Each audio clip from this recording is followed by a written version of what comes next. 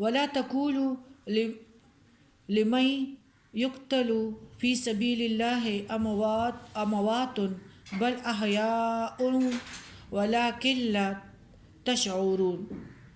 فی سبیل اللہ، اللہ کی راہ میں، اللہ کا کوئی خاص راستہ اور سڑک یا شاعر سڑک کی صورت میں تو نہیں، بلکہ اللہ کے راہ میں مراد طریقہ یہ ہے کہ اللہ کا مقرر راستہ، مقرر حدود، اللہ کی راہ کے لیے مال و دولت خرچ کرنا، ہاتھ پاؤں کا استعمال کرنا۔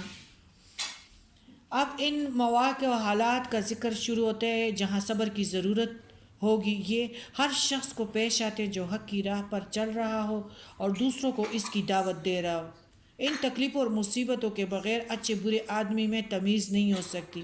قرآن نے بہت سی جگہوں پہ جہاں اس نے قتل اور لڑائیوں کا فلسفہ بیان کیا ہے، وہاں بار بار اس چیز کو بھی واضح کی ہے کہ جنگ صرف اس لیے ہوئی اور مسلمانوں پہ مصیبتیں صرف اس لیے آئی کہ منافق مومنوں میں فرق ہو جائے۔ دوسری حقیقت یہ قوموں کی زندگی شہیدوں کے خون سے وابستہ ہے، جس طرح کھیتی کے لیے پانی اور سورج کی گرمی کی ضرورت ہوتی ہے۔ اس لیے آزادی اس وقت تک حاصل نہیں ہو سکتی جب تک اس کے لیے قربانیاں نہ دی جائے، بے شمار مجاہدوں کا خون نہ بہے، جماعت کے لوگ قتل نہ ہو اور قوموں کے لیے ہر شخص سر کٹانے کے لیے تیار نہ ہو۔ جب امت کے قابل قدر لوگ جنگ میں قتل ہونے لگتے ہیں تو قوم میں جوش اور ولولہ پیدا ہوتا ہے، کسی دوسرے قوم کو اس کا مقابلہ کرنے کی ہمت نہیں ہوتی، اور یہی جذبہ اور جوش قوم کی اصل زندگی اور ان کی شارک ہے۔ اس لیے اللہ فرماتے کہ جو لوگ ہماری راہ میں اپنی جانیں دیتے ہیں ان کی قومیں کبھی غیروں کی غلام نہیں بنتی، بلکہ یہ دشمنوں کو اپنے پاؤں کے نیچے لاتے ہیں۔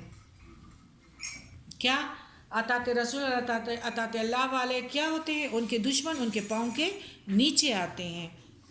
جہاد کا مقصد بھی یہ ہے کہ اپنے بعد کے زمانے اور آنے والی نسلوں کی حفاظت کے لیے اپنے آپ کو قربان کے لیے تیار رہا جائے۔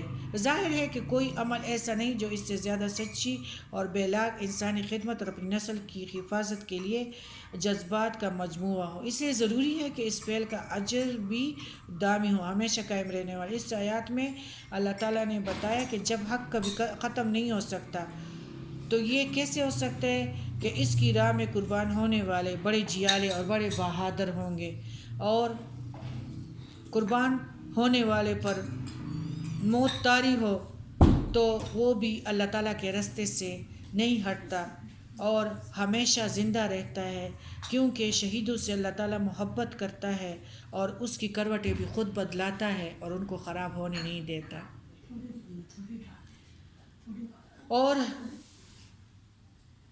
اور اس وجہ سے ان کو یہ پتہ ہوتا ہے، ان کو زندگی کا، اس دنیاوی زندگی کا احساس بھی نہیں رہتا، کہ ان کو پتہ ہے کہ مومن کی یعنی انسان کی زندگی کبھی ختم نہیں ہوتی۔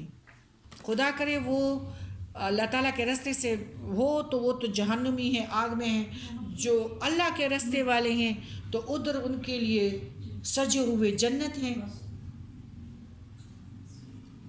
زندگی ختم نہیں ہوتی نا، جانوروں کی زندگی ختم ہو جائے گی نا، انسان کے لیے تو یا جنت اور یا یہ۔